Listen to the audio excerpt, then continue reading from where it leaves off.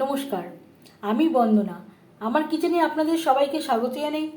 আবারও এসে হাজির হয়েছি নিরামিষ মোচার একটি রেসিপি নিয়ে। আজ আমি তৈরি করব ছোলা ও নারকেল দিয়ে মোচা ফ্রাই বা মোচা ভাজা। এর জন্য আমি এখানে একটা মোচা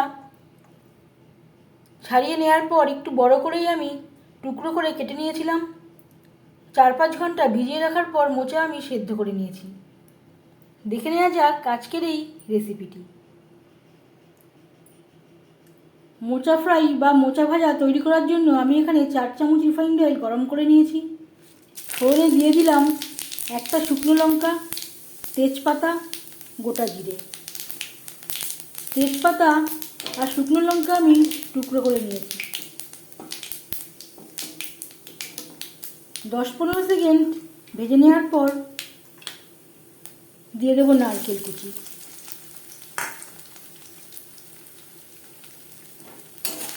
এই রান্নাতে আমি আর আদা ও রসুন পেঁয়াজের ব্যবহার করছি না।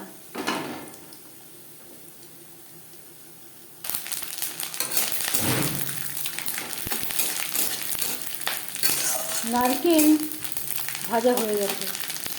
এই পর্যায়ে দিয়ে দেবো ছোলা। ছোলা আমি পরিষ্কার করে ধুয়ে নেওয়ার পর 4-5 ঘন্টা ভিজিয়ে রেখেছিলাম।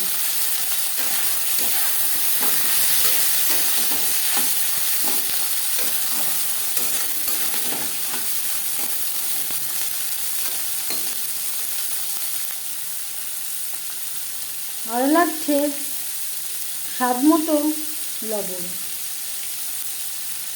পরিমাণ মতো হলুদের গুঁড়ো। গ্যাসের ফ্লেমটাকে লোতে করে দেব। ছোলা একটু সেদ্ধ হতে একটু সময় দেব, 4-5 মিনিট। যেহেতু ছোলা আমার সেদ্ধ করে না।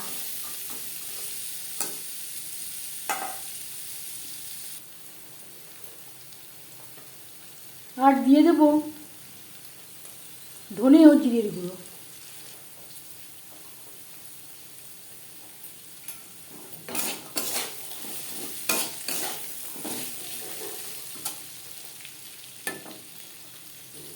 গুঁড়ো মশলা অ্যাড করেছি। মশলা যাতে পুড়ে না যায় দিয়ে দিলাম ছোলা ভেজানো জল।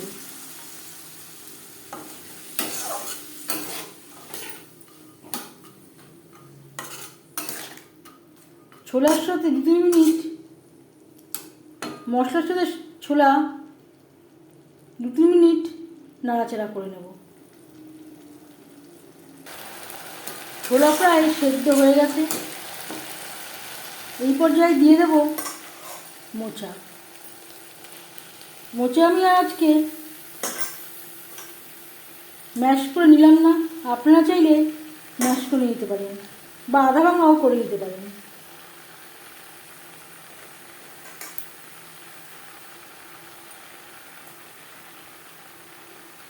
রান্নাটা করব হাই টু মিডিয়াম ফ্লেমে। যেহেতু ভাজা,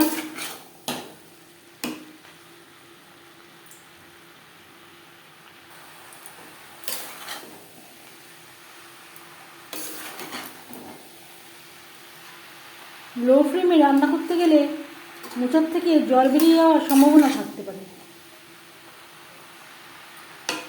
হাই টু মিডিয়াম ফ্লেমে 4-5 মিনিট মশলা ও ছোলার সাথে মোচা নাড়াচাড়া করে নেব।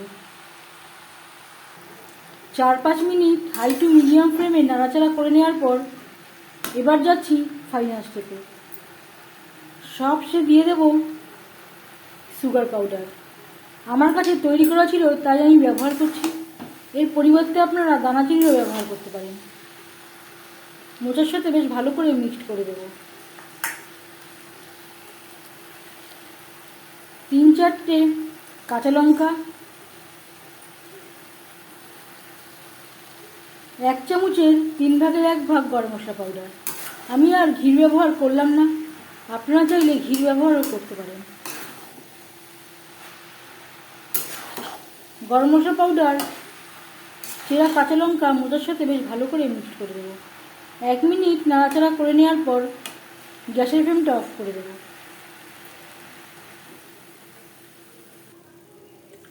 5 মিনিট ঢেকে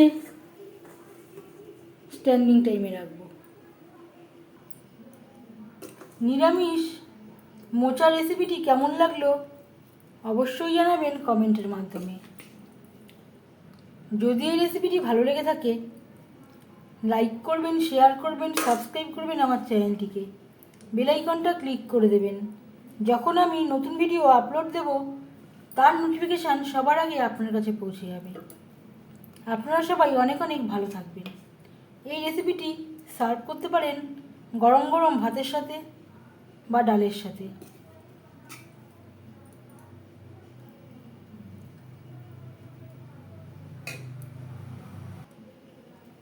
এই ভিডিওটি দেখার জন্য ধন্যবাদ।